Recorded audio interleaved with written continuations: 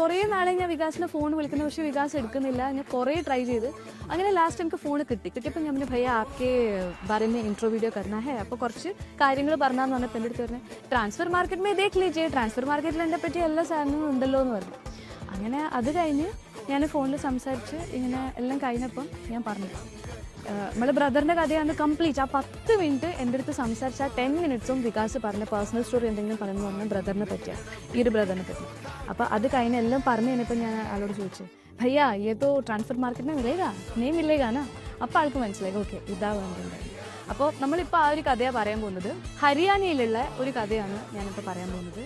ഒരു ചെറിയ കുട്ടി ബ്രദറിൻ്റെ കൂടെ എല്ലാ ദിവസവും, ബ്രദർ ഒരു ഫുട്ബോൾ പ്ലെയറാണ്. അപ്പോൾ ബ്രദർ കളിക്കുന്ന കാണാൻ വേണ്ടിയിട്ട് ഗ്രൗണ്ടിൽ പോയി ബ്രദർ മിഡ്ഫീൽഡർ ആണെങ്കിൽ ആൾ ഡിഫൻഡറായി കളിച്ചു.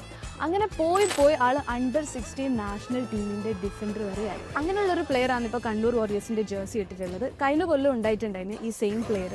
കഴിഞ്ഞ കൊല്ലം സൂപ്പർ ലീഗ് കേരള കണ്ട ആരും ഓനെ മറന്നിട്ടുണ്ടാവില്ല. കാരണം ഓന് കഴിഞ്ഞ സീസണിൽ ഒരു ഡിഫൻഡർ ഓഫ് ദ മാച്ച് പോലും കണ്ണൂർ വാരിയേഴ്സിന് വേണ്ടിയിട്ട് ആയിട്ടുണ്ടായിരുന്നു. Presenting again Vikas same. Former Gokulam Kerala FC player, I-League Super Cup qualifiers, Durand Cup, Churchill Brothers, Mohammedan Sporting, Hindustan FC പറയാനാണെങ്കിൽ ഒരുപാടുണ്ട്. പക്ഷേ എനിക്ക് ഏറ്റവും ഇഷ്ടമായത് ആള് ബ്രദറിനെയാണ്. കാരണം എന്ന് വെച്ചാൽ സ്വന്തം ഡ്രീം നേടാൻ പറ്റാണ്ടായിട്ടും അനിയൻ ആ സെയിം ഡ്രീം കണ്ടപ്പോൾ കംപ്ലീറ്റ് സപ്പോർട്ട്. സ്വന്തം ഡ്രീമിനേക്കാൾ പ്രയോറിറ്റി കൊടുത്തിട്ട് അനിയനെ വേൾഡ് ക്ലാസ് പ്ലെയർ ആക്കാൻ ശ്രമിക്കുന്ന ആ ബ്രദർ. നമ്മളെ കണ്ണൂർ വാരിയേഴ്സിലുള്ള പ്ലെയേഴ്സ് ഇതുപോലത്തെ പ്ലെയേഴ്സാണ്. ഇതുപോലത്തെ കൂടുതൽ സ്റ്റോറിയാണ് എനിക്ക് പറയാനുള്ളത്. എത്തിപ്പെടുന്ന എല്ലാ പ്ലെയേഴ്സും ട്രൂ വാരിയേഴ്സാണ്, ഗ്രൗണ്ടിലാണെങ്കിലും ലൈഫിലാണെങ്കിലും. അപ്പോൾ നെക്സ്റ്റ് എപ്പിസോഡിൽ കാണാം.